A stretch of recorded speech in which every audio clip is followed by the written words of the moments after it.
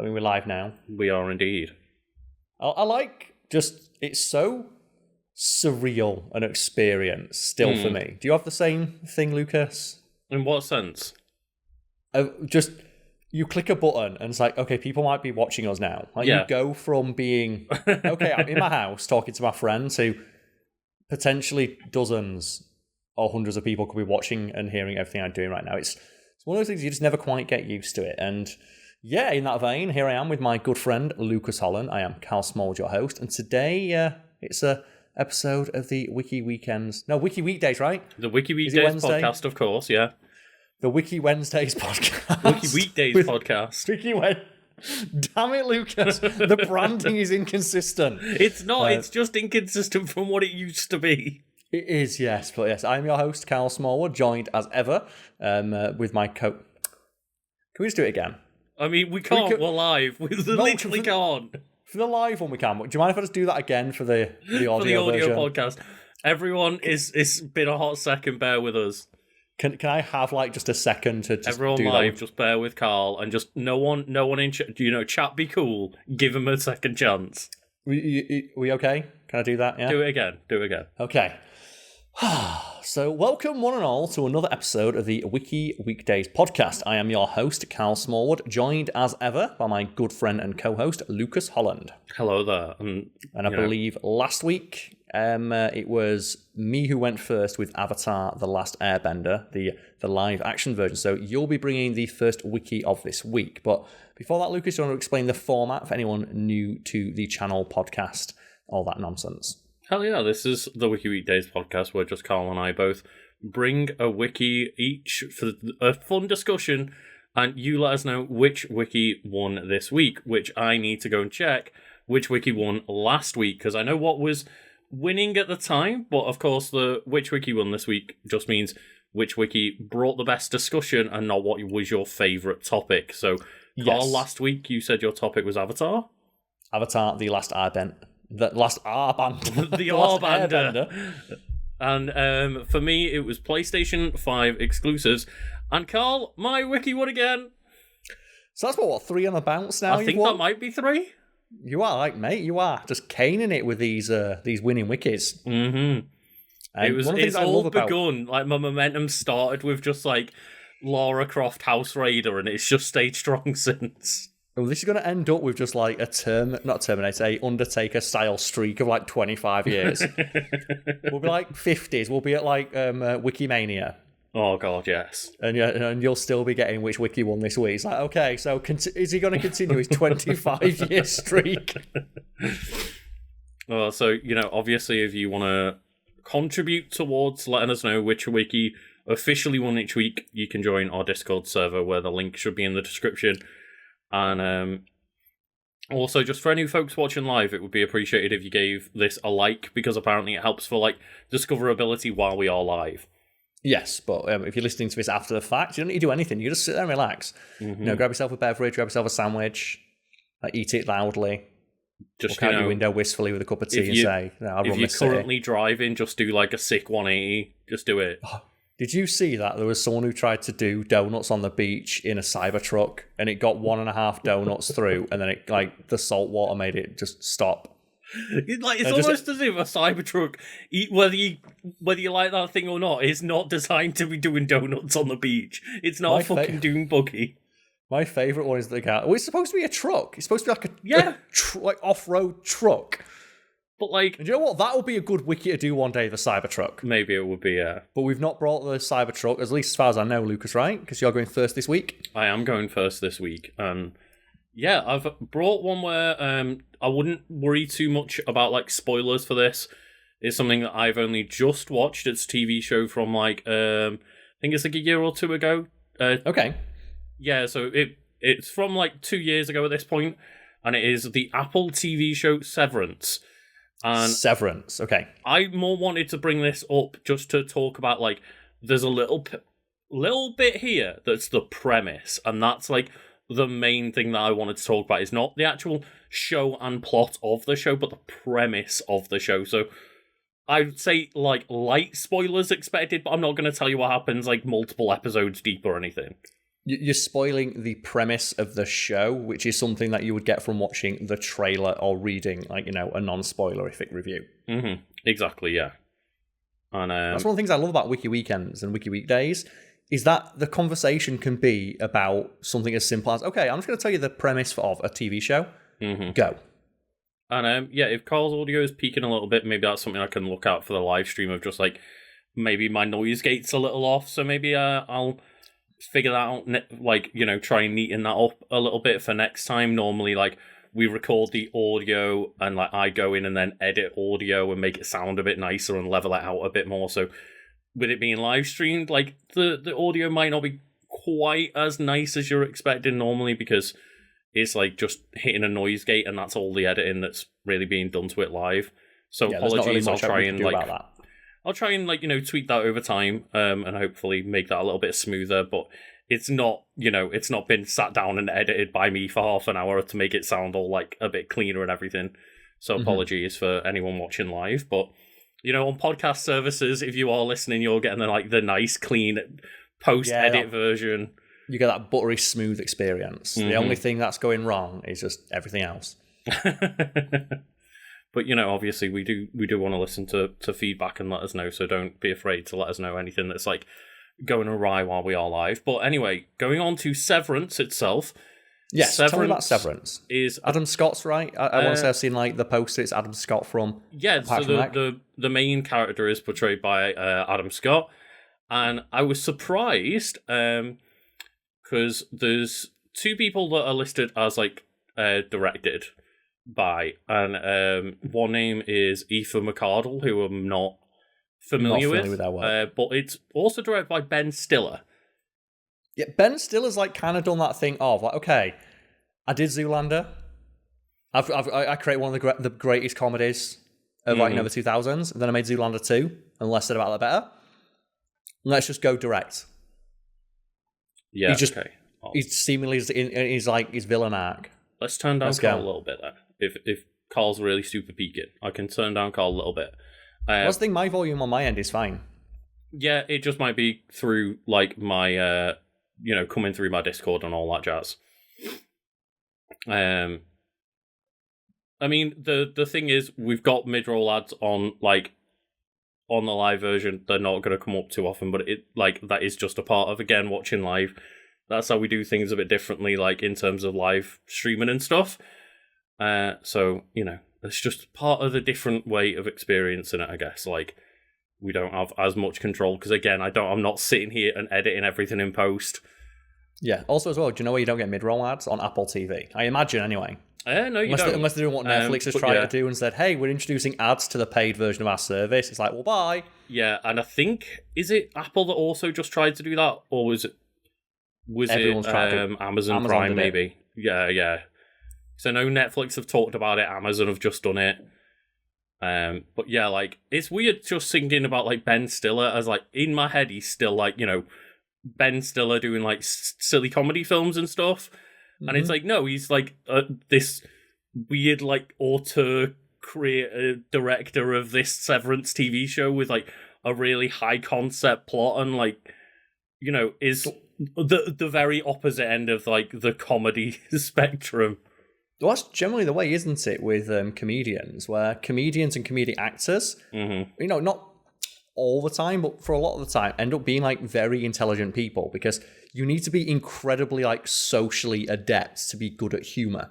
Yeah. I think about someone like Robin Williams, how, like, quick that guy's mind was. And, like, how good a dramatic actor as well, a comedic actor that he was. Yeah, and it, like, often, you know, people who are good at comedy are good at drama as well. Like, there is that weird overlap of, like, you know, say, for example, like, Jim Carrey, when all of a sudden he's in, like, Eternal Sunshine of the Spotless Mind, and people were like, wait, Mr. Funny Man can, like, do drama as well? Like... Well, it's the thing is, it's a lot harder to do comedy than drama, and yet drama is seen as being has more prestige to it. But comedic actors always can go do dramas and, like, absolutely knock it out of the park. But dramatic actors can't always do a comedy. Exactly, and, like, there is a tinge of dark humor in this show. There is dark bits humor and in pieces. the traditional sense, right? not just oh, we murdered someone or something. Like dark as in like, oh, this is a really fucked up like concept, but there's little elements where it's like it's kind of just a little bit funny, but a little bit weird and a little bit scary. It's funny in that way of like you're laughing at it because oh no, this is what it can. Like actually, I don't know. Explain the concept to me.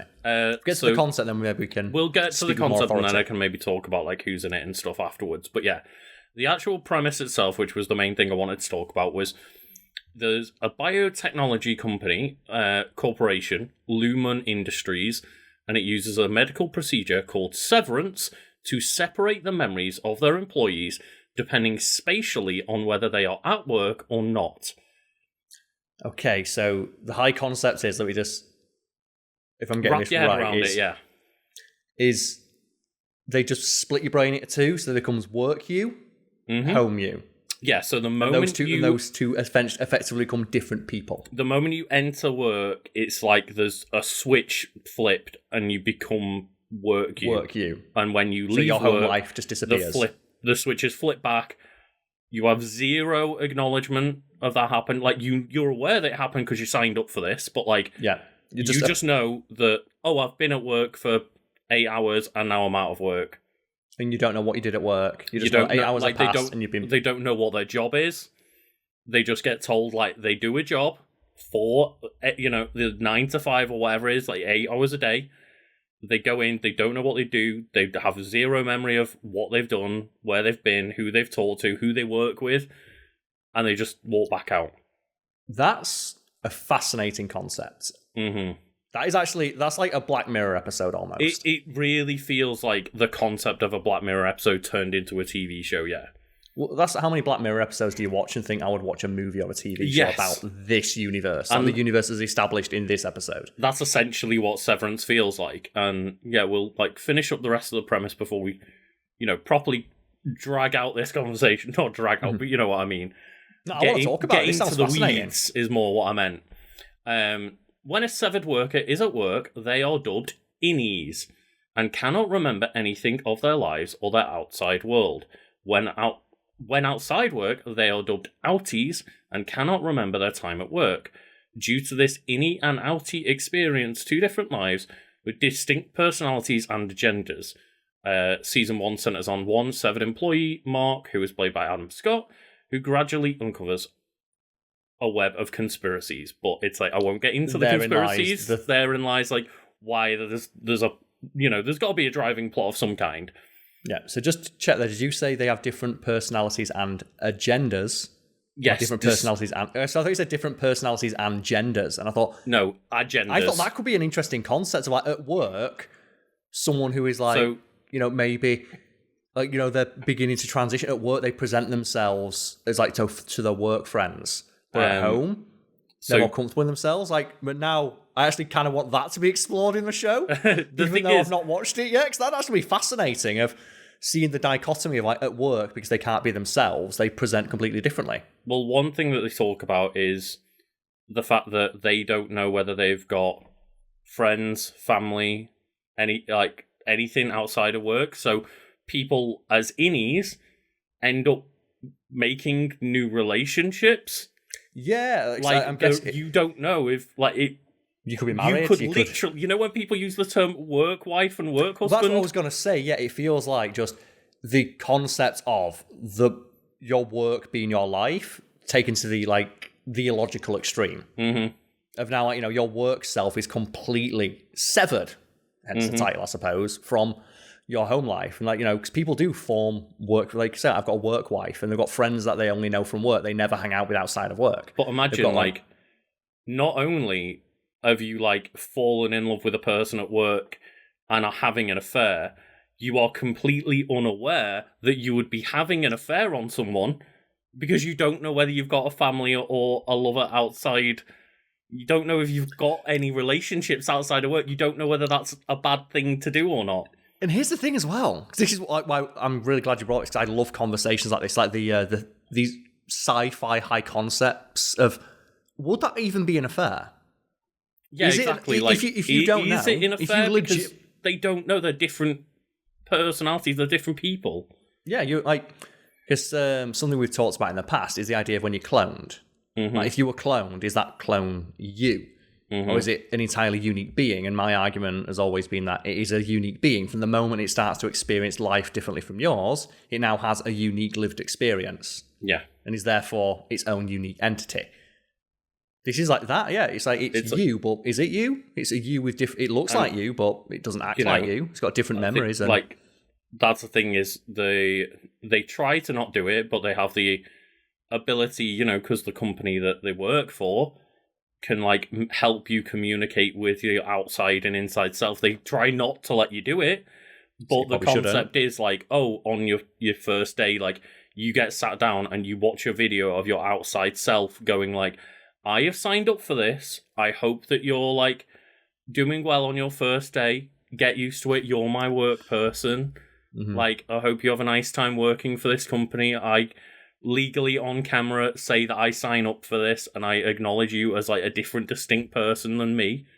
And that means that they'd have different rights as well, right? Is that something that gets explored? Because that's something I would love to see. It's, like, not fully explored, but it's definitely, like, talked about. That's the kind of stuff that I love. I love concepts like this. I know it's like it's a comic book example, but are you aware of the character Multiple Man? I'm aware of the character, but I don't particularly know, like, much about them other than they multiply. He multiplies, yeah, and there's a really interesting, like, arc in one of those a comic somewhere where Multiple Man, one of his multiples, just fucks off. Like, just after a battle, that he just fucks off. So he can't just, it go like that and recall them all into his body or whatever? He can, but one of them just escapes somehow. Someone gets, like, out of his range or whatever. Yeah, like that Multiple Man multiple just wanders around, doesn't know. They don't know that they're multiple because, as far as they're concerned, they are the original. And people probably mention, like, the same concept in My Hero Academia happens. With Twice, and one of the things that happens like that is like I'm not going to say it's low-key, I'm going to say it's a horror movie premise, where, like, that guy has a relationship, gets a girlfriend, gets a wife, they get pregnant, and as soon as he holds the baby disappears. Oh, no. Because the baby was created by the multiple, and it's like, his power is when he touches one of the, like, himself, one of the multiples, they join back together. And because it's his kid, it has his DNA, and the kid just disappears. It just multiplied back into him. Yeah. Or, like, divided back into him. I don't know what the terminology would be. I don't know but his power works where the multiples touch each other, they become the one person again. So his baby just disappears. Became him again. Yeah, because it has his DNA. Oh, that's fucking horrible. Well, that's the thing, like, for that 9 months that he was pregnant, he was an entirely different person. Yep. And then that multiple just goes back into Multiple Man, and now Multiple Man's like, why am I suddenly sad for a kid that I never had? Because obviously, like, one of the things that he can do is his multiples get experiences that go into himself. So he uses it to, like, train and learn languages and stuff. But what about if they have a not very nice experience? That now he's, like, got the ability to experience trauma tenfold. Oh my god. And, like, yeah, it's there's moments where in the show, like, for example, like, an accident occurs and one of the characters gets, like, injured in work. Oh, that'd be so weird, because then you just come out of work one day and you've got no leg. They, like, well, I mean, this is just like they get a cut, but they walk out and there's, like, a voucher on their car that just says, oh, we apologise, like, you were doing, like, this at work and an accident happened. Like, here's some compensation, we apologise. But you just walk out of work and, like, yeah, you could have lost a limb. Yeah. What would that be like? Like, imagine, like, the horror of that, of, like, just waking up one day and your leg's gone. You're like, why? It's like, you signed up for it. It's like, what happened? We can't tell you. Yeah. That's the secret. Like, you walk into work and you walk out and you've, like, yeah, got some level of injury, and it's like, okay, I guess I signed up for that risk, though, of not knowing why I got injured. Yep. Because my work self got injured instead. My work self's an idiot. And then the question is, can you sue your work self?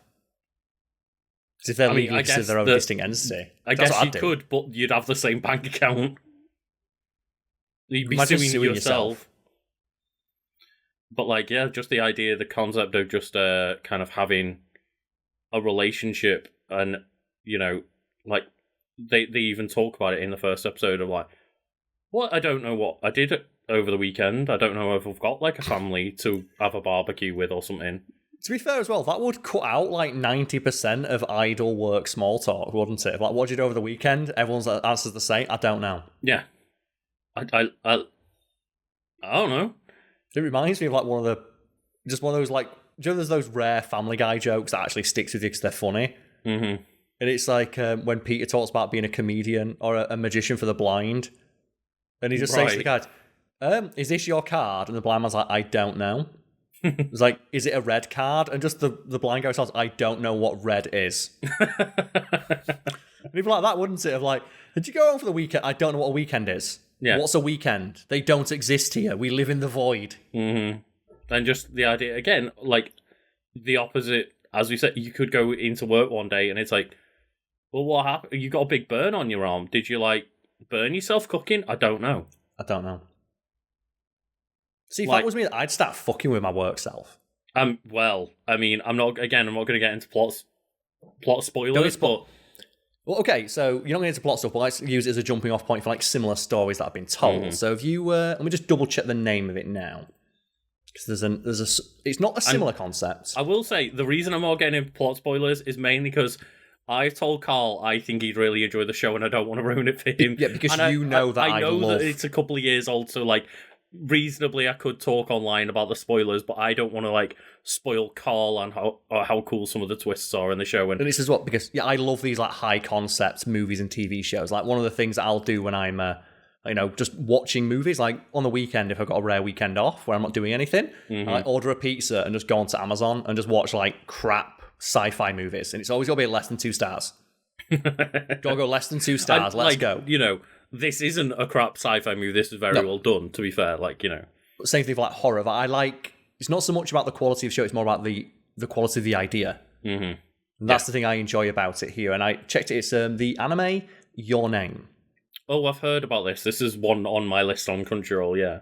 It's real good. And the basic premise is, it's a boy and a girl just keep waking up in each other's bodies. Oh. But obviously at first, they're confused. Like, what's going on? And obviously then you get the joke stuff happens of like, the girl wakes up in the boy's body and just spends all his money. And he's like, wait a minute, what? Why'd my bank account empty? And like, the girl wakes up and like all of her underwear are gone. Oh. And then they realise, because obviously you wake up in the opposite gender's body, what's the first thing you're going to do? And like normally most people's answer is some kind of sexual discovery option. Of course, yes. And one of the things that they do is then they realise that they're not dreaming. They realise that the experiences are like carrying over. And they have to realise, how do we communicate with each other? So they start like writing on their arm. Leaving like notes to each other. And that's one thing that's really interesting is it's established very early on in the Severance building, like Lumen Corporation. They have like note checkers. So when you get into the elevator to leave work, that it scans you, your body, like your pockets, everything for legible script. To make sure you're not doing that. You can't put a note in your pocket, you can't write on your arm, and then like even to the point where one character wants to communicate with their outside self and tries to write a note across like one arm and the other arm that then joins up when they put their arms together to like communicate, and it's like, no, that's still going to get triggered by the senses, you idiot. And that's what I was thinking there, is there a way of people doing it? Because I know that's like a plot point in that anime, and it's really interesting. Like they figure it out and they have to like come up with rules for each other. It's like, okay, stop spending all my money. Yeah. And also like, hey, these are the relationships that are in my life that I'm working on. Don't fuck them up. It's like, hey, don't like, blow off my girlfriend when they send me a text message. Like little things like that. Because you're effectively like, and it's a similar concept, isn't it? It's like two people living the same life. Because they are different. Yeah, you're a different person at work, which I guess is the commentary that's going on, right? Yeah, like that you are a completely different human being at work, and that you might even like have a different personality. There's like a point where like kind of worlds overlap a little bit, and it's kind of you're a different person at work. Well, that's all. Again, it's another commentary. Like we all know there's that arsehole at work, and you go look at their home life, and it's like, oh, you're an arsehole at work because you've got no power or authority at home, right? So you just lord what little power you have over the people in your workspace. I won't spoil like why, but there's just a conversation between someone who's like, oh yeah, at work, like you look happy, Like, your eyes look happier at work. That's sad. So we all know that person who lives for work. But then the concept comes up of this is, like, you know... that would fuck you up, right? Like, spoilers, is that, well, why do you think the people that have signed up for Severance have signed up for Severance? Generally, it's because it's that they want to spend time forgetting their trauma. What kind of person would sign up to not remember 8 hours of their day? To not remember a section of your life, yeah. And then you remember it's like they're not signing up to remember 8. They're not signing up to lose 8 hours of their day. They're signing up to have 8 hours away from the other... From the trauma. Yeah, from the other 12 hours. It's like, oh, that's so good. Yeah. It's like, most of the people there, like, have some backstory to them where it's like, there's a reason that they've signed up, and it's generally to have time in their life where they can forget. And that's why, like, that line appears of like, oh, you look happier at work, because it's like, oh, because you signed up for this fucked up thing because you're fucked up and going through trauma. Yeah. And it's like, yeah, generally someone who's, like, in a more mentally stable place would be like, fuck it, I'll go to work. This sounds pretty fucked up to, like, you know, why would I willingly put another version of myself into an eternal horror of only work. Well, then you could say as well, can't you? Like, oh, you know, why would I willingly, like, you know, sign away a third of my life? Welcome to employment. Mm-hmm. That's employment, right? Because that's the thing, isn't it? Like, employment is just 8 hours of your life. You're supposed to spend 8 hours at work, 8 hours of sleep, 8 hours, that's for yourself. You know, the work-life balance, quote unquote. 2/3 of your life are spent either at work or asleep. Mm-hmm. So you better make sure that other third's real good. Yeah. And it's like, yeah, just generally speaking, most people either, A, don't want to, like, you know, lose that autonomy and those memories and stuff, and don't want shit to happen where you accidentally, like, cheat on your partner at work or something, like, those kind of situations as well. But also just, isn't that a fucked up thing to do, is to, like, create a secondary version of yourself that only exists to, like, suffer at work, essentially. But then again, the commentary there is that not essentially what we're doing with work? We're selling a portion of our life. Exactly, yeah. That's effectively what work is. Like in a macro philosophical sense, you are selling your time, your labor, your body, your mind. 1/3 of your life, in fact. Obviously, that's on the, like, typical, like, 40-hour work week kind of concept, yeah. But yeah, and that's like one of the things that media is really good at doing. Of this high concept, as, like, you know, as fantastical as the concept sounds, it has a direct parallel to our real life. Like that joking thing I said there, like, who would willingly sign away a third of their life? It's like, that's what employment is. It's just, this is just that taken to its extreme. That idea, and that's what one of the things that sci-fi is really good at. And, like, that's the thing, is like, yeah, it sounds great. You go, oh, well, wouldn't it be a fantastic idea to just, like, not have to worry about work? Like, you just go in, you do your job, you come out, and you don't worry about anything. And then it's like, oh, but then my worry, the way that I think about it is, I have now created a second version of myself that never gets to enjoy life, and would I want to inflict that upon myself? And I guess the answer there is, who gives a fuck? But, like... But I do, but I don't. Yeah. But, like, but some people would have that response of, like, I don't care. I don't care. And I'm sure that that's, like, something that... It's a really interesting premise, and I'd love to, like, you know, it's on my list. It went further up my list when you recommend, because this is how my list works. I always get recommended to watch stuff. And my list is endless. It will never be finished. And things can move up and down the list based on a variety of factors. And one of the ways they can move up the list is someone that I know recommending it. And then as well, if they tell me a little bit about it, I go, ooh. And with this show, Severance, like, it's gone up. Because it's like, definitely up there. Because that's the thing is, you know, especially with friends that I know better, like yourself, obviously we've known each other a long time, I like to try and tailor my recommendations of, like, this isn't just like, oh, this is a good TV show, I'll message, like, the group chat. It's like, oh no, this is something that I know Karl would like, I'll recommend it to Karl. I want Karl to have an existential crisis before... That's the thing. I love, like, stuff like this, but I have to be in the right mindset to watch it. Cause, like, totally, like, stuff like Black Mirror and the gamifying of, like, the human soul and consciousness that goes on in that show. sometimes like fucks me up. I mean, it's just the other day, I think a sillier example was just I've been watching The Bear with my partner. Yes. And it's about like... Which is also on my list. Yeah, a stressful job, like trying to bring back I used to work in a restaurant. Kitchen. Yeah, I used to work in a kitchen, I can't watch. Yeah, exactly, right? And we were there the other day, and both of us had had like a bit of a stressful day, and it was like, we could watch The Bear, like...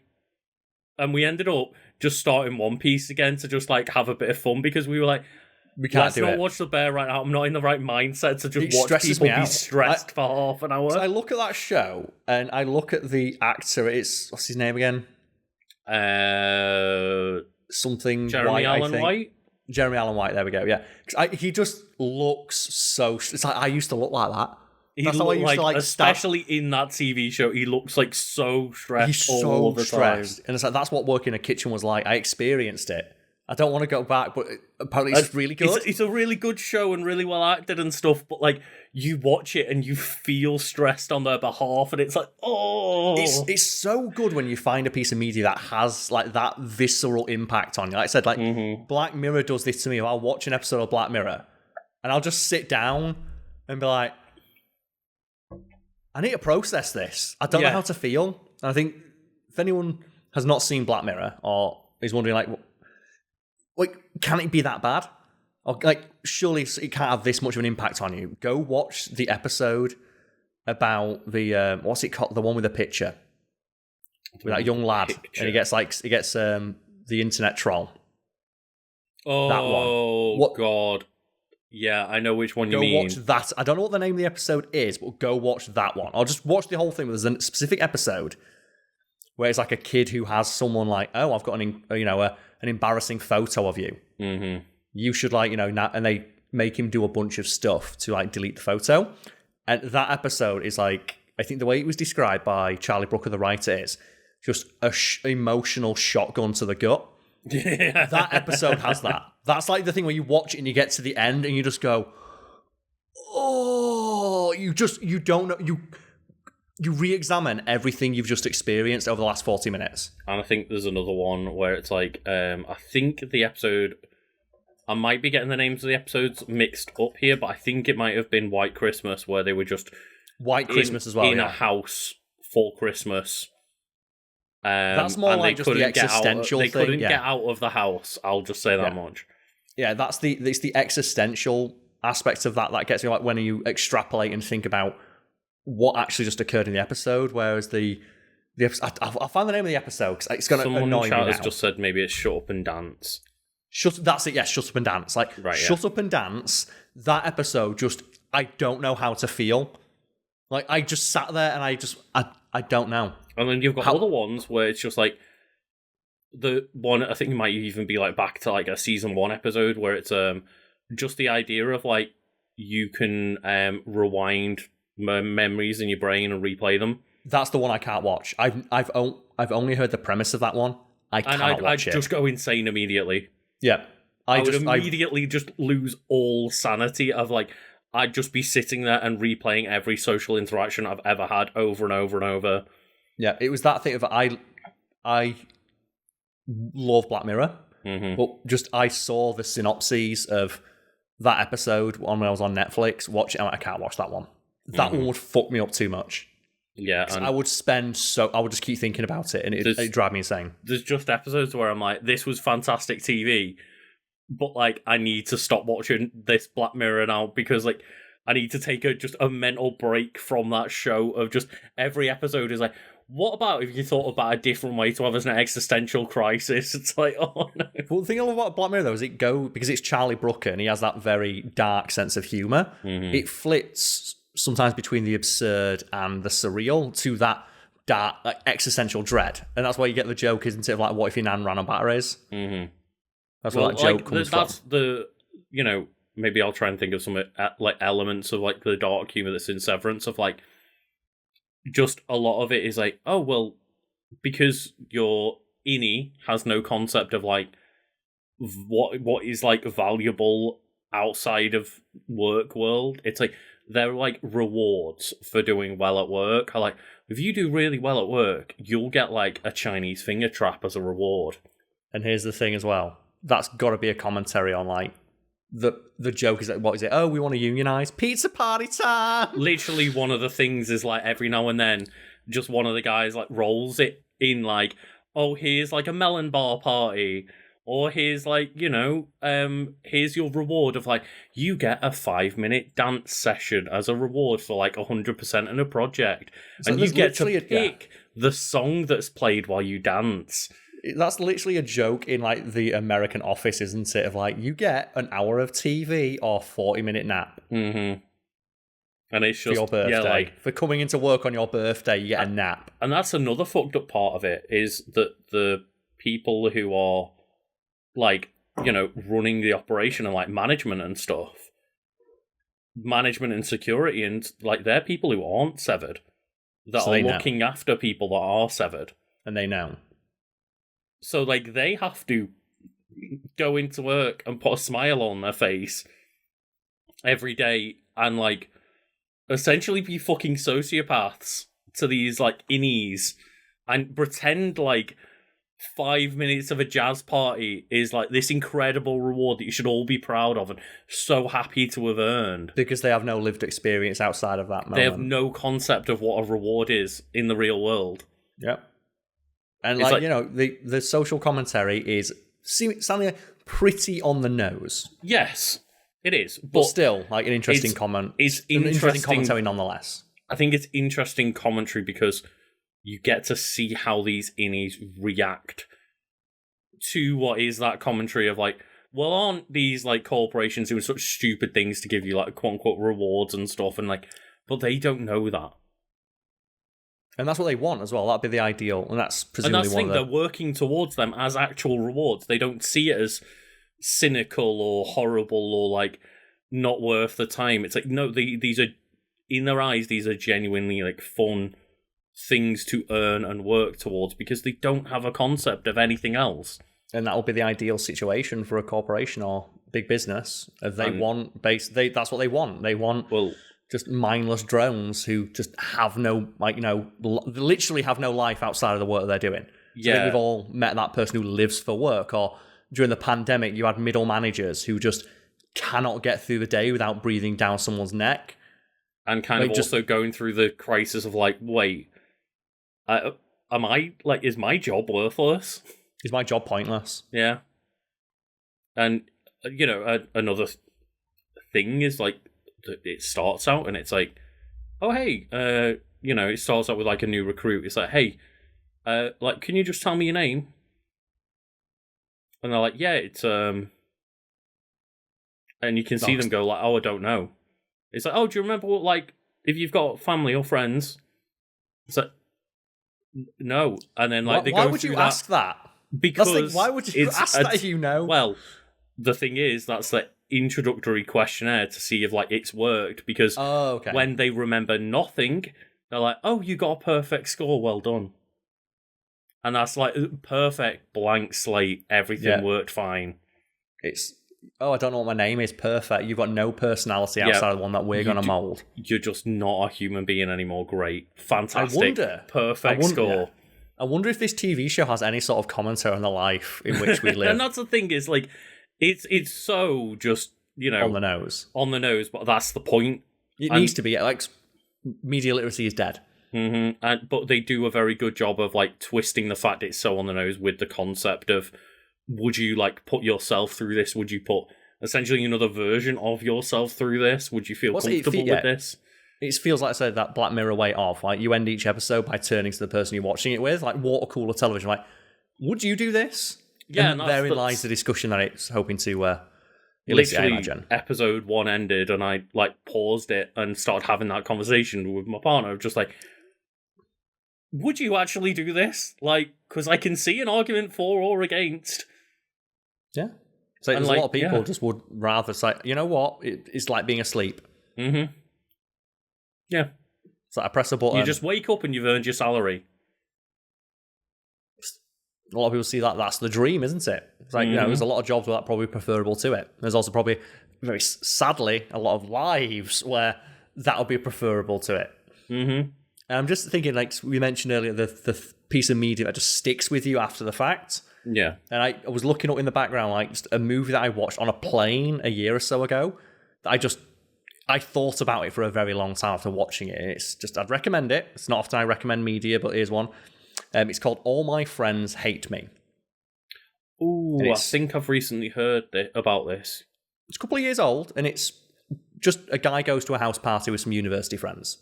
Maybe I'm thinking of something else then, yeah. Maybe it's something similarly named that's different, yeah. And it's one of those weird things where the description of it is very weird. So I'll just tell you what the description is on Wikipedia. It's a British comedy horror film. It's not. Okay, but so I don't know. Is it not horror? I can't describe it. I just know it's not that. But it's something, and I don't know how to describe what it is. I don't mind the idea of things being like, again, it's not existential crisis or anything. Yeah, it's more a thriller. I don't mind thrillers. It's when it's like actual horror that it gets me, of like jump scares and all that shit I don't like, but... This is what got me when I was learned about it. It was like I saw it on the plane and went, oh, a British horror comedy movie. And I got to it, it's like, this isn't a horror. It's something entirely different. And I immediately rewatched the entire thing with the context that the ending gives. And the entire film is a completely different experience. I rewatched that. It's like the Shut Up and Dance episode of Black Mirror. Once you get the twist at the end, you immediately go back and rewatch it, and it recontextualizes everything that's happened up to that moment. I remember watching that one again of just being like, oh, yeah, they're sowing those seeds. They really are. But you never noticed it. Because you always want to be on the side of the protagonist. Like, that's just how naturally we are inclined as viewers. Yeah, it's like the story follows this person. They must be right, because that's how virtually all storytelling for millennia has existed. Like, the person who's the main character of the story is the hero, because you're following their journey. And I would recommend All My Friends Hate Me for that, where it's a very similar gut punch moment at the end, where you just go, oh. And then I just, like I said, I was on the plane, so I just rewatched it, and then all the little interactions throughout the film get this entirely new context to them. So real fascinating. It might not resonate with people as hard as it resonated with me, but just because it's specifically framed as a guy going and seeing old university friends. It's like that thing of it's the other thing that you go to a house party with people you kind of know but haven't spoken to in a few years. So it's that energy. It was it's really relatable in that sense. It's like when you watch very, very just silly way. That just reminds me of there was an episode of Friday Night Dinner that I recently watched where it's that show's so good, but it's so good if you. It's like he calls up his old roommate, and he's like, "Oh yeah, I've invited my old best mate roommate from uni, Tony down or whatever." And Tony turns up, and it's the other Tony that he used to live with, and he's got on the wrong person, and he's like, "Oh no, this was the knobhead that I didn't like." And he's like, "Oh, thanks so much for inviting me around, mate." And he comes into his house, and he's like, "Oh."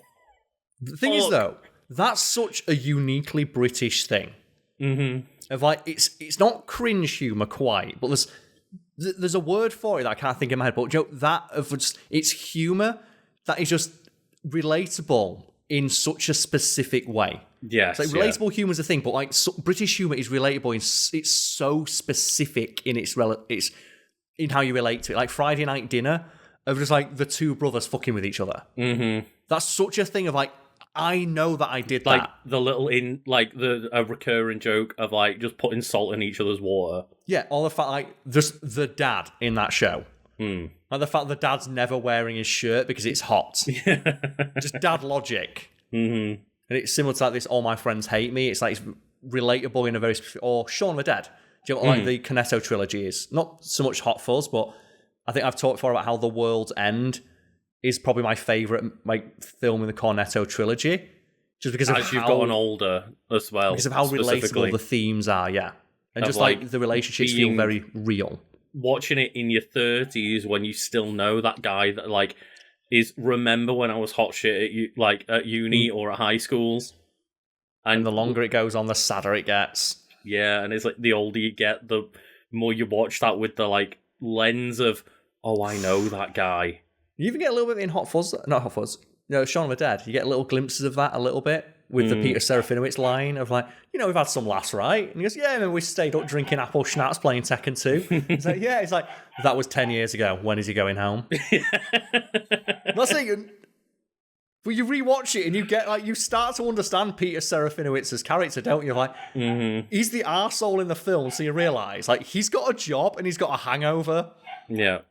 Oh my God, imagine Cade. coming in with a hangover and you've still got two roommates blasting techno at 3 o'clock in the morning. You would be pissed off, wouldn't you? I apologise for Cade just kicking off. It's food time, so he's just like barking his head off. But that one, yeah, just like, there's something about like British comedy, and when you go back and rewatch this, the relatability. Like that, there's the Peter Serafinowicz one of like, and the door is still open. It's like, you would be mad. Well, I went through that in uni of like, we lived in like a house in like one of my years where a few of us knew each other, but there was like, you used to live in that house before I did, of like, there's like 12 bedrooms in there and we could fill half the house. The mansion, yes. The letting agency filled the other half of the house with foreign exchange students. And just one of those people who we never saw, we never knew their name. Ghost, right? He was just a ghost, but every now and then he'd just leave the front door wide open at 3 o'clock in the morning. And it'd be like, why is the front door been open? Like, why is it just wide open for any fucker to walk in? And funnily enough, we got a squatter in an empty room. Who would have seen that coming? Yeah, did someone just walk in into one of the empty rooms and just lock the door? And just never started living in there, and the police came in one day and we were like, wait, there's just been a squatter in our house? Yeah, that happened. Fucking hell. It's like, yeah, maybe don't just leave the front door wide open for anyone to walk in the house. Oh, it's like that moment made me go like, oh, maybe, yeah, I relate to like Peter Serafinowicz. Just like, why is the front door open again? It's just like, the more I think about it, the more it's like he's completely right to hate Nick Frost's character. When he says, I've got work in the morning, I got bitten by a crackhead, and it's 3 o'clock in the morning, and his housemates have left the front door open and are listening to techno while pissed out of the tits on a Wednesday. You would be annoyed. Yep. Mm-hmm. Oh dear. But we've gone a long way. We have severed ourselves from the severance discussion, and I think there's a good place to end of just like getting more relatable over the years. But like you said, we're going to get lost in those weeds. Those weeds are pretty thick. Yeah, and there's a lot of them. I guess, Karl, I just need a couple of minutes to just run to the toilet and no problem. Maybe just like give a little moment to Cade, just like, please be quiet, mate. No problem. Yeah, I'll keep an eye on the chat. Yeah, if Karl, you keep an eye on chat, like I will. Let everyone. I guess people in chat just chat to Karl for a minute about the discussion so far, and we can take a quick break, and then we'll be back for Karl's wiki in a moment. Karl, you can bring us back in a moment, but I guess there's some just general normal housekeeping to do, as always. Yes. Just, as always, just mention that we do have our Twitch pages that you can go and follow and keep an eye on. I generally stream, Monday Mass Effect, Tuesday Zelda games, and Thursday Pokemon games over at twitch.tv/Legend of Kanto, and then Karl, you do your Friday Metal Gear Rising Revengeance streams. I still can't believe I do that. It's a joke that you started and that I committed to. Did I start that? Yes, so the joke was a few years ago I streamed Metal Gear Revengeance Rising all the way through because I like the game. And then I think me and you were just talking of I don't really know what to stream this week. You just said, why don't you just stream Metal Gear Rising again? So I did. And then the third time I thought, okay, I'm going to do it again. And then it became a running gag. And now that's the longest relationship I've had. I completely forgot that I was the one that initially made you just joked. Some stupid little joke that's now ended in Karl being the number one Metal Gear Rising streamer. And I stream it every single week over on twitch.tv/Karl's Wood. That's Karl with a K, SWOOD. And then, of course, you can go and join our Discord via a link that is in the description. And you can help us find out which wiki won this week. And Karl, I guess that's a good way to find out which wiki you have brought to try and defeat my ongoing run of wins. Yes, and just to clarify as well, and I think it's very clear from the discussion we had about Severance, of it's not necessarily the topic that we bring to the table each week. It is the discussion that arises from it. So you brought the TV show Severance. We spent about 5 minutes talking about Severance. We talked about like the concept more than the show a lot. Yeah. But this is probably going to be more a just straight discussion of the topic that I brought. So it's kind of the both sides of what we get on a Wiki Weekends or Wiki Weekdays video. Of sometimes it's just using the wiki article as a jumping off point. Other times it's like, we want a discussion about this one specific topic, and the wiki entry is just a good way of keeping us on track. So today though, I brought Poison Ivy, the character from DC Comics. And before we get into it, Lucas, what are your thoughts on good old Poisonous Ivy-S? I mean, I don't necessarily know that I have the best memory, because the first obviously big reveal that I had of Poison Ivy was in Batman and Robin. Is it Batman and Robin? One of those live action Batman movies. The Uma Thurman one. But which is really what the trend. Is that the one that started the trend, or was Michelle Pfeiffer in an earlier one? Michelle Pfeiffer was in the earlier one, yeah. Because there is that, and when I say the trend, I mean there's a weird thing that happens in comic book movies of the nerdy character, and they get someone who's really hot and conventionally attractive to play the character, and they just give them big bookish glasses and frizzy hair, and then they become a villain and become hot.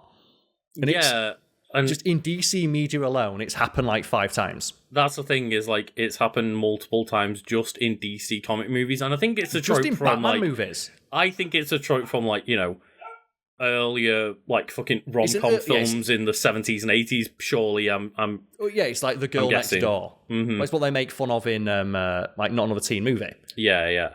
The thing of it's the girl, she's wearing glasses and she paints. Yeah, she's completely undateable.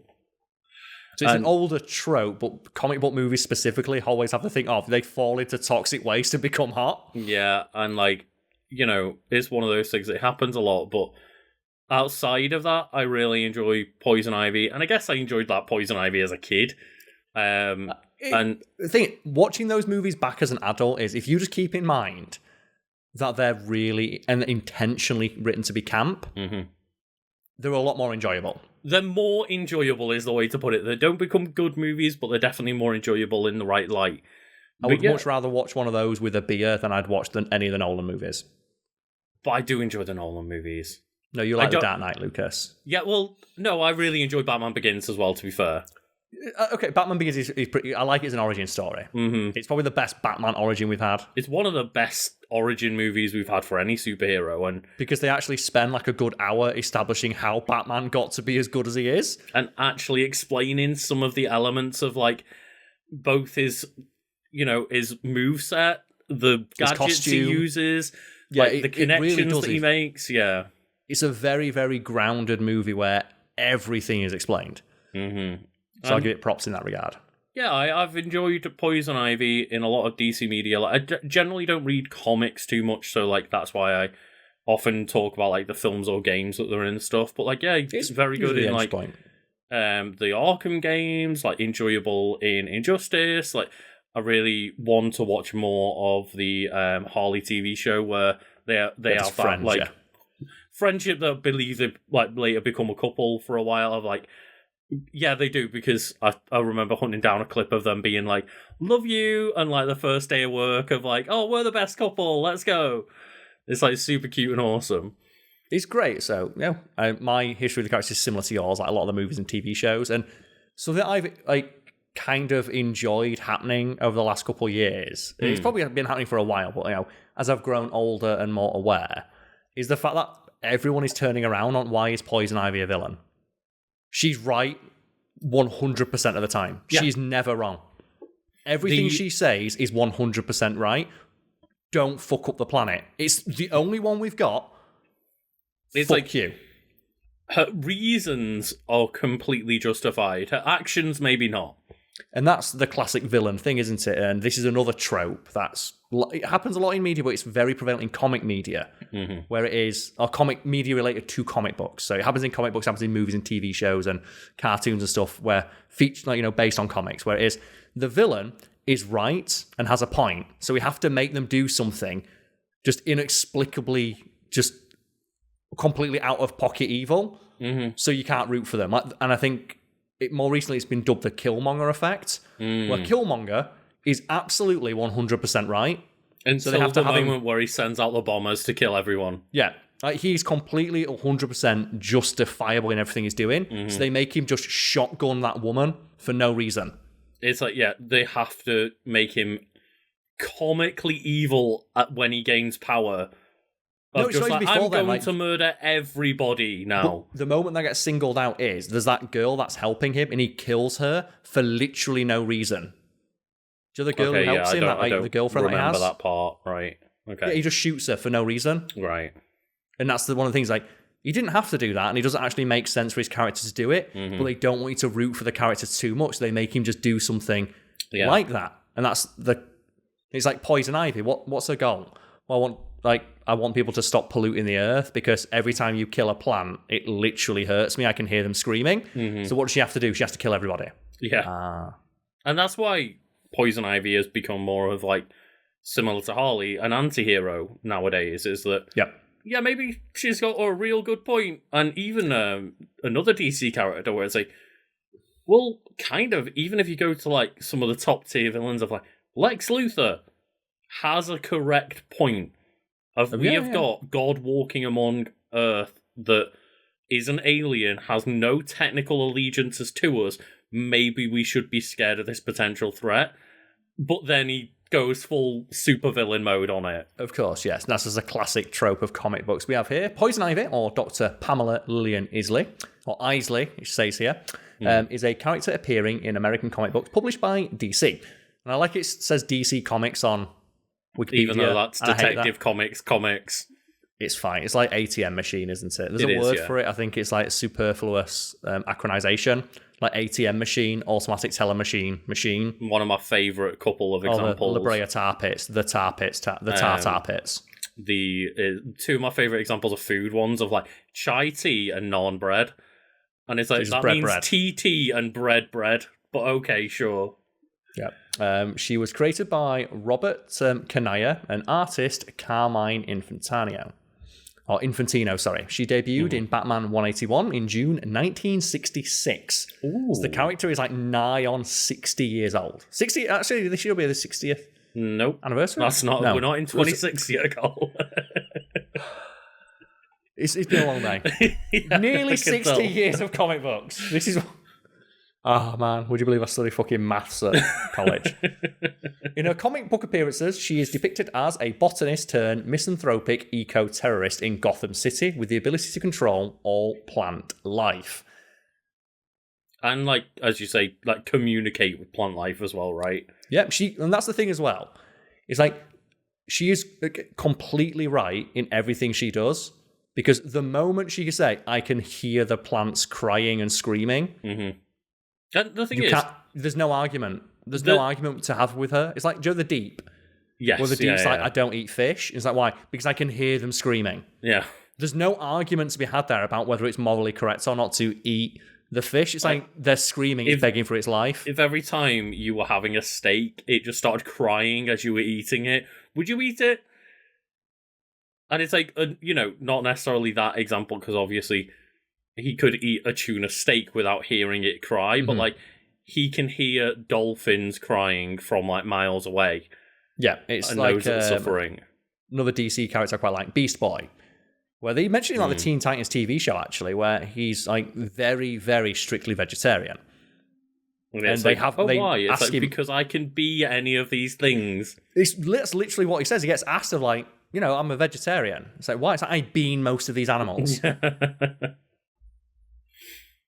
But it's really weird, 'cause in the cartoon, like, they have, like, Raven say to him, I respect that you don't eat meat, respect that I don't eat fake meat, but then Beast Boy's argument is, but I can hear the animals crying. Yeah, And it's that... So, come on, Beast Boy, we get it. You've talked to a cow and realised that they've got sentience, but just let me kill it and eat it. And that's the, even, like, eco-warriors in real life that can't hear plants crying, correct, global warming and climate change is not a myth. And we should maybe not be destroying our own planet. We've only got one of them, as you say. But Lucas, on top of that, she's like, but they're crying to me. And here's the thing, though. I love, and this is one of the reasons why Wiki Weekends exists, because sometimes just the very matter-of-fact way that Wikipedia articles are written is very unintentionally funny. Mm-hmm. And that is very well exemplified by this following sentence. Empowered by an elemental force known as the Green, Ivy attempts to protect the sanctity and supremacy of nature at all costs by lashing out against humanity and preventing them from endangering the ecosystem. Mm-hmm. This brings her into conflict with Batman. And obviously, because she does bad stuff, but just it frames Batman as being against saving the world. Yeah. She wants to save the world, which means naturally Batman is in the way. And that's what I think it is the live action movie where she's there with Mr. Freeze, where if you actually break down what their point is, Poison Ivy wants to restore plant life and Mr. Freeze wants to prevent global warming. Yeah. And they're the villains. Yeah. And the person stopping them is a billionaire businessman. Who's trying to just solve his problems with a Bat credit card. Oh, dear. And I love that. Because she's such an interesting villain, because the word villain doesn't even really apply. It's like, she's right. And that's obviously, as I say, why they've clearly tried to pivot the character over the years. She's undeniably just in the right, but she just does bad things sometimes. Yep. And a lot of the times the reason they make her do the bad things is because they don't want to have the moral question being brought up of, is it right for Batman to try and stop someone who's trying to save the world? Mm-hmm. Because isn't that Batman's whole deal? And then someone will probably say, Batman invests so much money in, good causes. It's like, but Poison Ivy can just go, blah, and the rainforests are back. If Batman doesn't keep trying to kill her. But she keeps trying to kill people, which makes Batman justified in his actions. Yeah. As well, am I remembering correctly, isn't there one of the Arkham games where you literally just kidnap Poison Ivy and just put her in the back of your car, and she becomes an item that Batman uses? Yeah. He just puts her in the back of the Batmobile. I forgot about that. I think that's in Arkham Knight, yeah. He just puts her in the back of the Batmobile, and Poison Ivy's like, leave me alone. Oh, God. But she, in Arkham Knight, I think her and Scarecrow both take over all of Gotham, basically. Yeah, she literally just has plants take over the world, all the city. Yeah. Well, but speaking of which, there is actually a section on Wikipedia, a brief one, but a section nonetheless, about her activism. So Ivy calls herself an eco-terrorist of global importance and has demonstrated philanthropic contributions to conservation efforts. The Gotham Girls episode, Pave Paradise, the name there is a not so subtle allusion to the song. I think it's Counting Crows. No, maybe not Counting Crows. I think Yellow Taxi or something like that. Who did the song Pave Paradise? They paved paradise and put up a parking lot. Oh, okay. Has her going out of her way to get Gotham's mayor to prevent the bulldozing of a park because he swore he would not do that in his election campaign. And when you're talking about all this and going just calling her the eco-terrorist, my brain right now is in the middle of playing Final Fantasy VII. Imagine Poison Ivy as a member of Avalanche. That would be so fucking cool. She'd fit right in. She would. She'd fit in more than Kate Sith. Well, I will say I like Kate Sith. I've just got him in my party. He's pretty cool. He just reminds me of because he talks with the brogue. He reminds me a little bit of Senator Armstrong. Oh my He's God. A little baby cat, Senator Armstrong. He's got the little buff cat. He's yeah, let's go. Then we have powers, and I say Senator Armstrong because Senator Armstrong is voiced by Alistair Duncan, who has a very, very broad Scottish brogue. And you can hear that slip into Senator Armstrong's lines sometimes. Every you can now hear and then. The Scottish can he? You can just hear that Scottish brogue singing. But there we go. Powers and abilities. And here's one of the things that I think we've talked about with DC Comics before of, they can't leave well enough alone, can they? They can't just have a character be kind of interesting and have a street level threat. They can't just have a person who's they've got a minor degree of superpowers. everyone has to get lantern rings and immunity and god level strength, and it's the same with Marvel when they can never leave anyone out of symbiote or Phoenix Force. Yeah, so initially thoughts have been transformed by human experimentation. And that's in my head, that's what Poison Ivy is. Poison Ivy is just, she loves plants. It's that classic comic trope, isn't it? Oh no, some chemicals fell on me. Yeah. And I get superpowers. I fall into a vat of toxic waste. It's I just want to spoil it for everyone.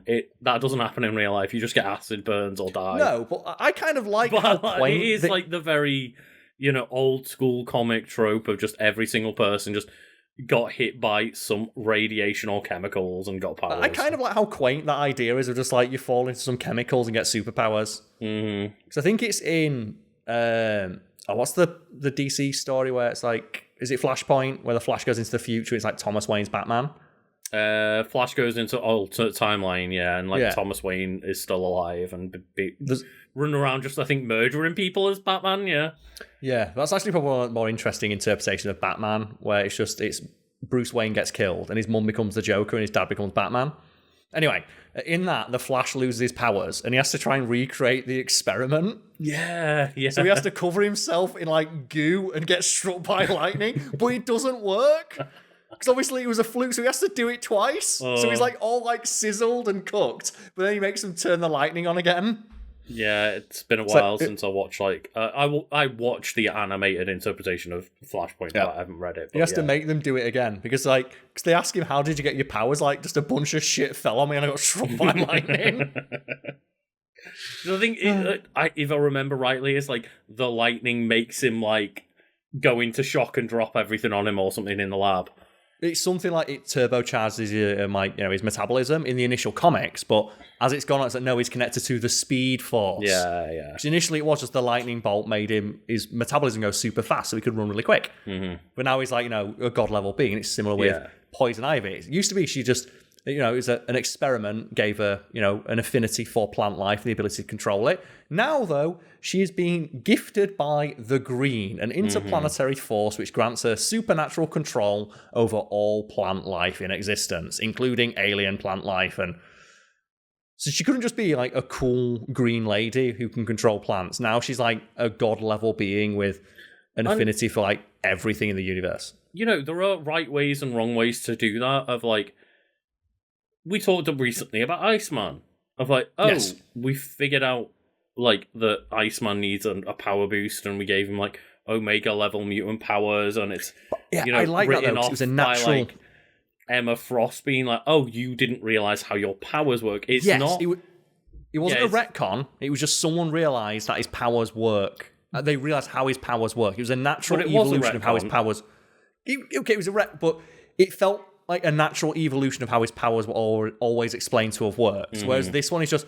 Well, you thought she got experimented on. It's no, she's actually connected to some bullshit alien force from beyond the stars that we never talked about before. And I think there's some ones where it's oh, well, you did get your powers via, the chemicals being spit on you. However, that was fate from this force that, always intended, universally for you to gain these powers or some bollocks. Yeah.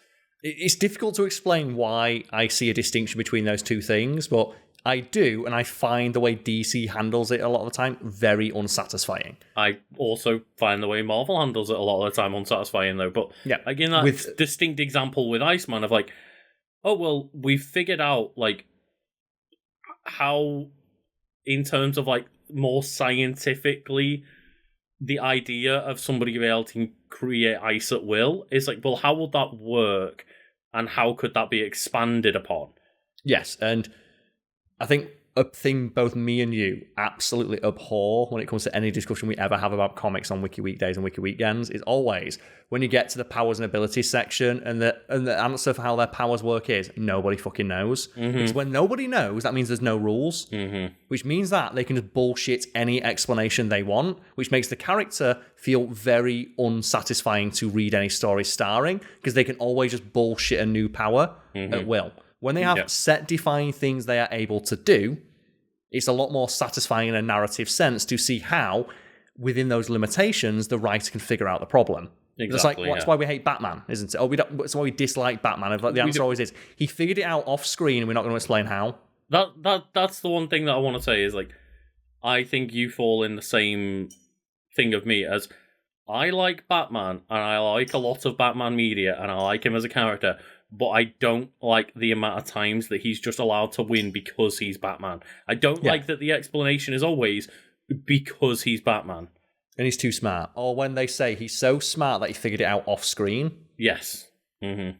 Because very often when they write a smart character, quote unquote, in media, it's normally written by someone who's not as smart as the character they're writing. However, I really like moments in Batman. Like, one of my favourite things with Batman was just when he turned around and went, yeah, I've got a contingency plan for all of you fuckers. And like, I've sat down and like actually come up with a plan for every single one of you because I'm Batman and I worry about people going rogue. Mm-hmm. And like, moments like that for me are really cool because that's exactly what Batman would do, and it makes sense that he knows them all well enough to come up with a contingency plan. But again, it's the shades of grey. There's ways to handle it well, there's ways to handle it poorly, and the way it's normally handled poorly is when it's just like, they can do something, we're never going to explain how it works, and we can break, because there's no rules, we can break them at will. And that's why, we speak so highly about shows like My Hero Academia or One Piece, where they have very clear defined powers. They have power boosts. The things they can do with their powers are clear and defined, and then they have to fight, and then it's fun and satisfying as an audience to see how the writer comes up with solutions to problems using that power set. But when the power set is just they know everything, are super smart, and everything is fixed. Yeah, when they are just like infallible is when it's the problem. It's just nobody likes a character with zero flaws or weaknesses. Even Superman has to have flaws and weaknesses, and same with Wonder Woman. I'm like, okay, maybe she doesn't physically have a weakness, but maybe the people around her are her weakness, for example. Yeah, I know, that's why it's the difference between good and bad writing. But, moving back to Poison Ivy we have here. She has enhanced strength, stamina, and the power to transfer poison through touch and complete immunity to all toxins and poisons known. She also has the ability to project mind-controlling pheromones. And Lucas, I'm just going to send you the picture of Poison Ivy used, because like a common power of Poison Ivy's is that she can trick or convince people to do her bidding. Here's the picture of Poison Ivy used on Wikipedia. If she walked up to you and asked you to do her bidding, would you do it? That's what I was about to joke, is like, I don't think she needs superpowers. I think she could just ask me. It's so stupid, isn't it? Of like, they say, Poison Ivy's really good. She uses mind control pheromones. If she just opened up a fucking OnlyFans in the DC universe and just said, okay, I'll get them out if, everyone just goes and burns down Wayne Enterprises, they would burn down. They'd be burned down within a day. It's like that thing where, in the movies where, like, eventually, like, the pheromones don't work on me. It's like, you wouldn't need the pheromones. It's like Uma Thurman in the 90s could probably get any guy to do whatever she wanted to. Like, obviously, any person attracted to women. Yes. I will, obviously I'm joking clarify in this, that. Yeah. I'm speaking generally here, just like that joking way of the idea that she needs to use mind control pheromones to get people to help her. Like I said, if she just went onto like Gotham Net, and just went, I'll get them out if you burn down Bruce Wayne's house, or if people just start burning down polluting businesses. If she just rocks up and walks over to like Damian Wayne, and is like, Damian, for a night with me, would you murder Bruce Wayne? Would you murder Batman? I don't doubt that he would. Maybe if you got like a Jason Todd or a Damian Wayne, I think they'd do it. It reminds me of like one of my favourite DC moments, and I think it's like the Injustice comics, where like Batman and Superman are having a tiff, and Superman just tweets out on his official Superman account, Batman is Bruce Wayne. And like Batman's like, what the fuck? He's like, but he doesn't know how to deal with it. And I think that's what like Poison Ivy should do. She should just become an influencer. Like, I'll just stop it. It's like, I'm here to protect plant life. other powers that she has the ability to control... Oh, sorry. With the latter power at its full potential, she is capable of controlling every single person on Earth, including super-powered beings. God. So how is it a problem? Like, I want to know, how did that problem... Like, it's not a problem, is it? But how did they reverse that? Mm-hmm. I bet Batman had a thing. She can control everyone on Earth, including Superman, but Batman figured it out. What did he do? He figured out how to, like... And then I'd love to be the writer who's like, okay, so how do we stop Poison Ivy? It's like, what is she doing? She stopped all war and plant life is flourishing. And Batman needs to solve this problem. So Batman needs to solve what problem? Okay, that's why it's fascinating to me. She's taking over people's free will to do so. It's like, okay, could she relinquish the free will and just say, look how much better things are right now? Yeah. Like, do you like during the pandemic, where we've got a couple months in, and like whales are back. Oh, and yeah, and there's dolphins in the Venice canals. Just like the village in Wales that got taken over by goats, and it's like, oh, nature is healing. Great. Yeah. Let's stop that happening. And then our response to that was, well, I can't wait to get back to the office and pollute more. Mm-hmm. I can't wait to kick these goats out. Maybe we should just give the goats the village. She has the ability to control and mutate all forms of plant life on a molecular level, making it to respond to her will and command. In Volume 3 of Batman, she causes giant plant roots to come uprooted at a moment's notice and direct them to entangle her enemies. That's like a very basic thing. She just the plant grasp. Mm-hmm. Like, if it is an idea, Lucas, what would you do if you had her powers? Because I would make cactuses root out from the ground and walk around and slap people. It's like, that's the thing. It's like, it's always vines. Yeah. She's always associated with vines and flowers. Mm-hmm. And I don't understand, like, why is she not like making like the Whomping Willow? Do you like just a tree going like crazy down? Like, I want people to be walking through like, Gotham Park, and I want all the trees to become like the Ents because from Lord of the Rings and start slapping people. That's the real question: is how is a power utilized? Can she make plants grow, or can she just she can mutate them? She can mutate them, so she could turn them into giant people walking around. The most powerful thing you could ever do is like manipulate and make grass more dangerous, because grass is just everywhere. Like, there's so much grass. Like, realistically, what do you do if all of grass on planet Earth decides fuck you? What she should do? She should make all grass really sharp. Yeah, that's what I'm saying. It's just everything becomes needle grass. Needle grass. Like I said, it's always vines. She's always controlling like large vines. But I would much prefer it if she just made like the Ents from Lord of the Rings. Because what if she just made all like fields, like quicksand fields of just the grass just eats you every time you step on it? Like, you drown in grass every time you're in grass. Don't even make it dry. I just make it do annoying things. So I just do it to piss people off. Like, do you like people with hay fever? Super hay fever. I mean, that's the problem. Is like, maybe poison ivy is my natural enemy because I get pretty bad hay fever. So like I said, I'm just imagining like Superman's covering the story, like the Daily Bugle. It's not the Daily Bugle, the Daily Planet, right? The Daily Planet. It's like Clark. Have you heard this story? It's like what cactuses are roaming the United States, like attacking oil barons. He's like, what am I meant to do? I can't really apprehend cacti. I'll just leave them to it. That's the thing as well. Of if her target is people polluting the earth, and then people keep trying to stop her, it's so funny. It's like the optics of it are hilarious. Yeah. It says, while she was in Arkham Asylum, she manipulates and animates plants using roots to create supports for a tunnel she and another inmate used to escape. She also spawns glowing fungi to light their way. And here's the thing. I remember I watched a documentary on mushrooms. It was like in 4K. And there's this 4K like footage of like mushrooms sprouting, which looks awesome. Mushroom experts or mycologists say fungi. And I heard that pronunciation and went, no. But then I couldn't make the fun guy joke. Yeah. But like all the experts on it are calling it fungi. And I went, is that how it's pronounced? I looked it up and went, okay. Experts, this one, I'm not buying it. It's the GIF or GIF thing, isn't it? Yeah. I'm sorry, Mr. person who created the quote-unquote GIF, it's GIF.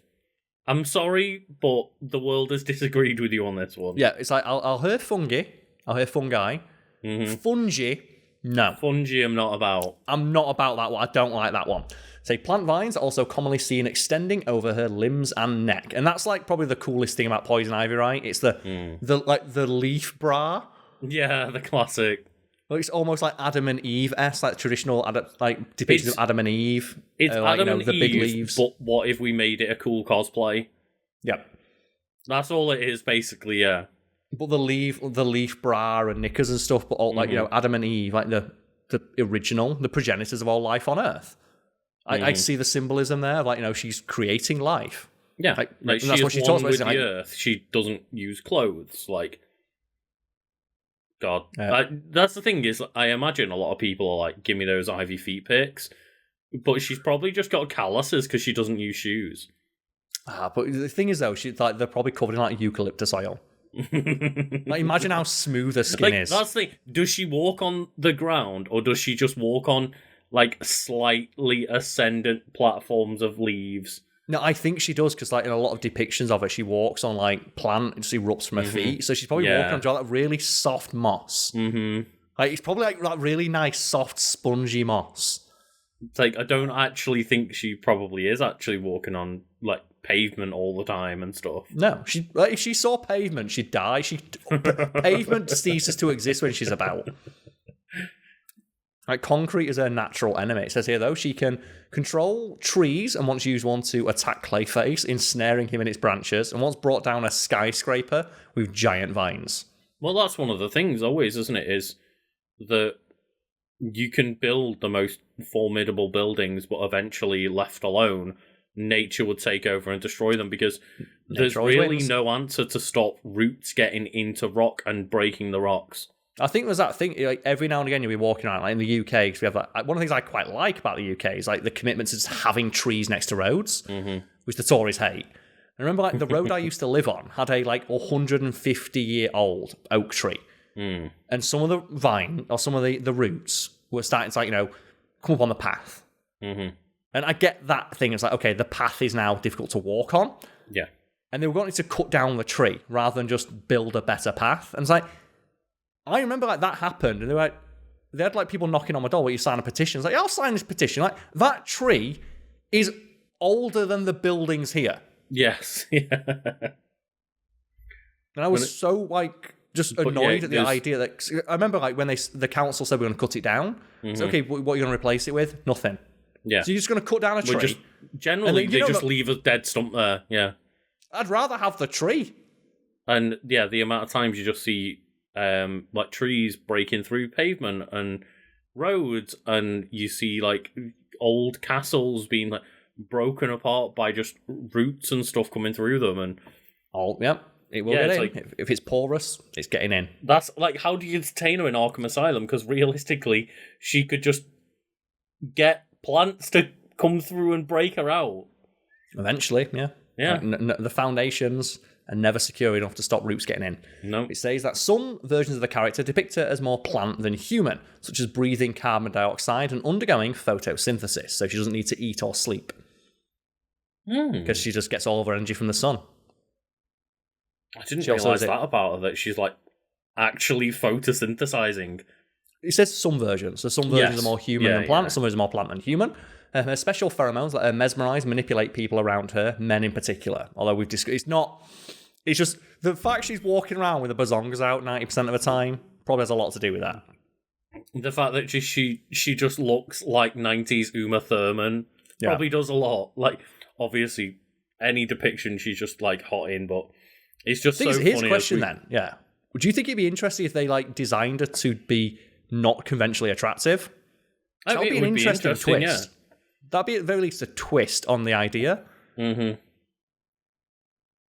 yeah, it's as we went, begun part of this discussion with, of just they had Uma Thurman with some glasses on and went, oh, isn't this scientist so ugly? And then it's smash cut to one scene later where she's the hottest woman ever. Same with she just takes the glasses off. Fucking what are the other ones you got? Michelle Pfeiffer as like BDSM Catwoman. You've got Halle Berry as like regular cat. Also BDSM. Like, I was about to say regular Catwoman then, but like skin suit Catwoman. Also like not even skin suit because it was like I was thinking there was like just skin showing. It was like cut apart completely, and then she was like a fashion designer or something.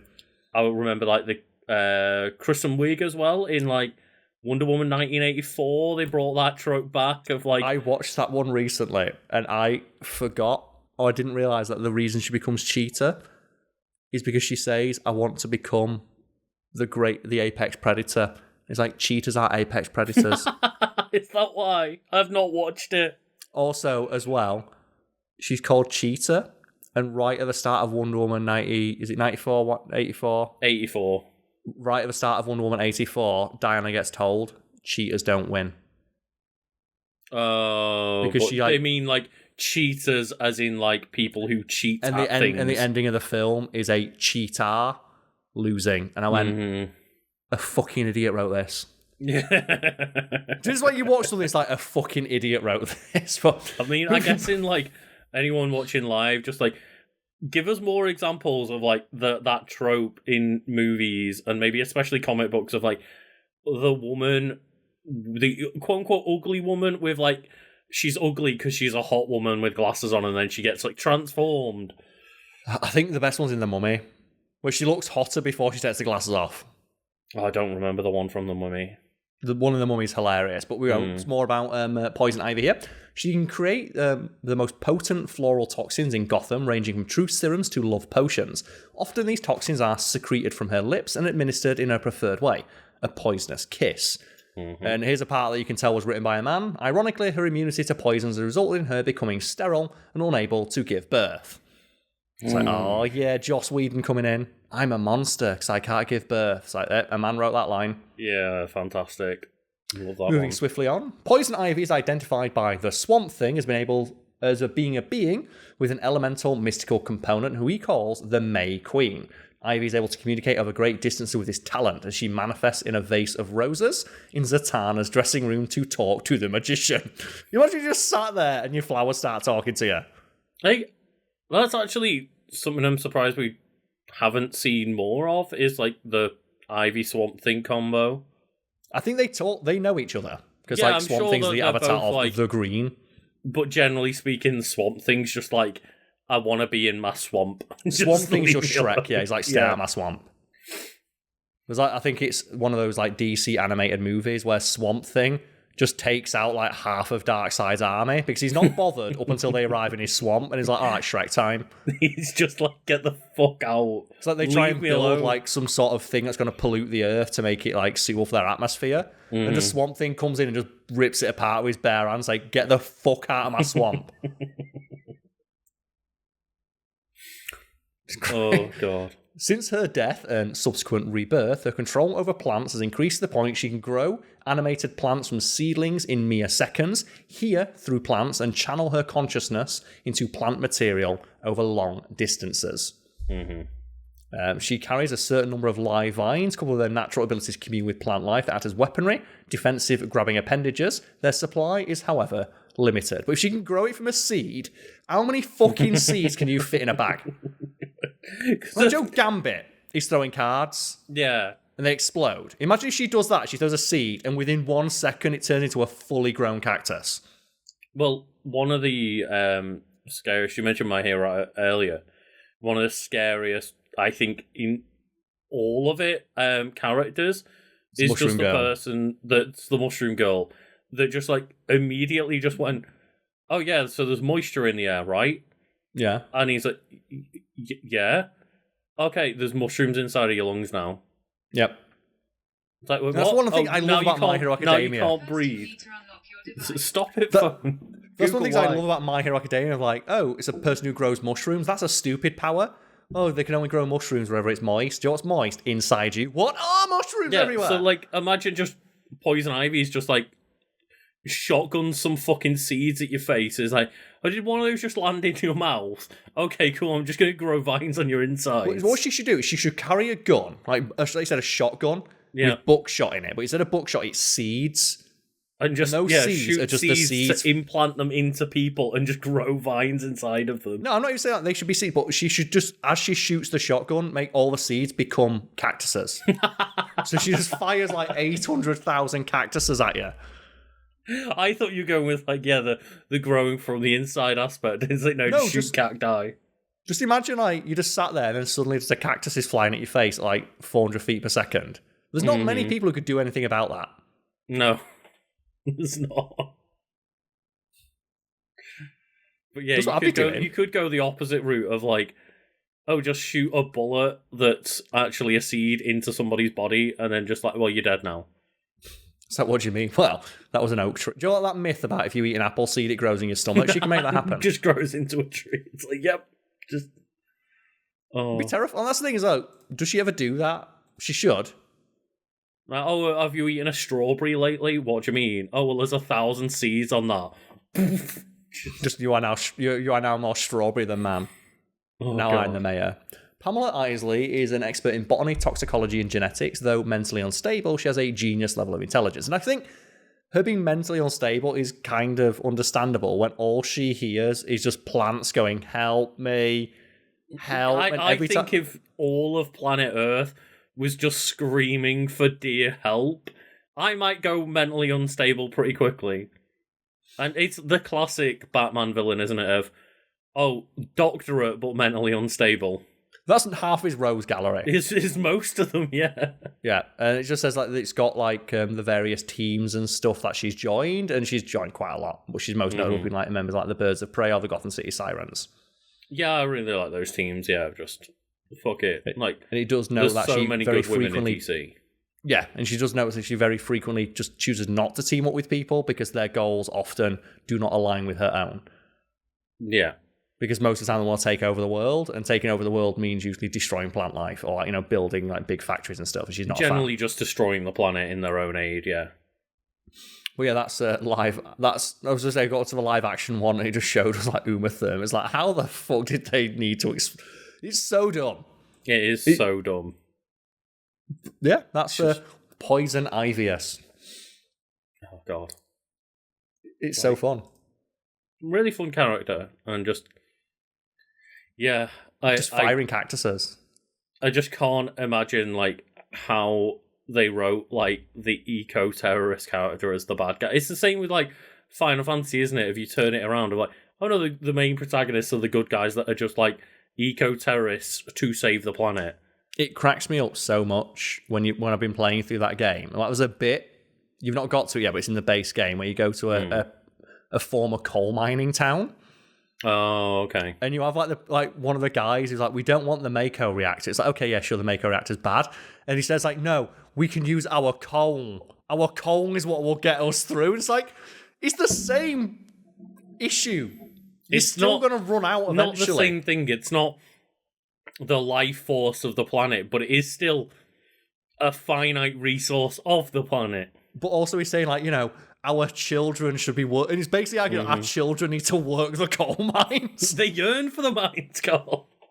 And that's such a weird game to play with the modern context of like, obviously we knew back then, but it used to literally be a punchline. It wasn't as prolific back then, for sure. And also it literally was a punchline of like the person wants to save the rainforest. Like the person who cares about the environment was a acceptable target for comedy. Yeah. That's it. They literally had a villain whose stated goal is stop polluting. And everyone's like, no, fuck you. And her enemy is a billionaire industrialist. And we root for the billionaire. Oh, dear. It's an interesting character. Like, the fact the character's been around for like over half a century. And they've had to like, kind of just change the way this year, Karl. Shut up. It's been a while. It's been a while since I had my coffee. Oh, but just hot damn. Very, very much hot. In more ways than one, but just fucking shotgunning cactuses at people. So I'm just in my head as well. I'm thinking of like, she always uses vines. I don't want to be using vines. I want her to be like, get really good at staff fighting. Like staff, like, and use like a stick, but then the stick will grow and twist around at random. Or like you said, like using guns or like throwing seeds at people. Mm-hmm. I mean, there's an almost infinite amount of ways that poison ivy could just take any kind of concept of weaponry and turn it into plant weapon. And it's what makes it hilarious that it's like the thing is like the Green Lantern problem, isn't it? Of like, what's his power set? Oh, he can, anything he can imagine, he can like create a hard light construct out of it. What does he use it for in almost every single adaptation that the Green Lantern appears in? He makes a giant fist. Yeah, he makes a big gun. Or a fist, or a jet. Brick. Or a brick, or something. It's like, man, if we had any amount of just imagination or freedom with this power, it'd be so cool. You can make anything. What did Green Lantern do this week? Well, once again, he made a big hand. I do like, that's the thing, in the comics, it gets real weird with it. Like, there's one time where he makes the Green Lantern mobile, and he makes like just a lowrider with the Green Lantern logo on it and drives through space. I mean, I guess, like, to tie into Poison Ivy, one thing that I would just say with someone like Green Lantern's abilities is, like, could he not just use those powers to make, like, a perpetual energy machine? Probably. I think there's a Saturday Morning Breakfast cartoon comic about it, where it's like, they say they get all the world's scientists to figure out, how do we use Superman's powers for the most good? Because obviously, like, him saving people is good, but it's inefficient. And they realize that the best way to use his powers would be just to make him bench press weights to power machines to give us free, clean energy. Same with, like, could you not use the quantum treadmill that they have for the Flash? Yeah. It's like, to, realistically, like, utilize that for energy resources. And I think that's what the comic's about. Yeah, it's like, what would be the most efficient, like, obviously saving people is what is the most efficient way to like be the best overall net gain for humanity. And it's like, Superman should just be stood just running at 1,000,000 miles an hour. Like, he should fly to the sun, absorb like 1 billion watts of sun energy, fly back to Earth in a quarter second, and just stand there. The sun doesn't need that. No, because that's the thing. They say like the sun gives out so many billions of like. It's such a minute portion that we would actually need to solve all our problems. It's that thing of like, the amount of sun that hits like the Sahara in an afternoon would power the rest of the world for a year. Like, Superman could just go and just provide an endless source of free, clean energy for all of humanity. And like, Poison Ivy could just realistically just plant enough food and immediately grow it for the entire world. She could solve world hunger in 5 minutes, yeah. Yeah. And it's like, we've just like got free energy from Superman and Flash infinitely. Like, free food, well, not free food, but like instant food via Poison Ivy to just solve world hunger. And it doesn't say, like, she needs to use energy to make these things because she's just connected to, like, the endless force of the green. Like, maybe when you're connected to endless sources of energy, like the speed force or whatever the green energy is, like, maybe just utilize that to actually just save people on the planet. I still like that if it's just that a Flash is an idiot. And then Batman comes in and just goes like, no, I'm having none of this. I'm sending you all to Arkham. None of that. We can't have you helping the world. How am I meant to earn money if you guys just solve all these problems? How am I going to fund my next Batmobile? I just want to run around as a ninja furry. Like, that's the thing. I remember once where I tweeted out of like, I don't respect Batman for not, like, I don't respect Batman fans. They won't admit he's just a furry wearing the world's most expensive fursuit. Like, just this $1 billion ninja fursuit. And I was like, no, he's not. I was like, he totally is. It's the world's most expensive fursuit that he's wearing. Like, he's just a batkin. That's what we've got. That's Poison Ivy and Severance.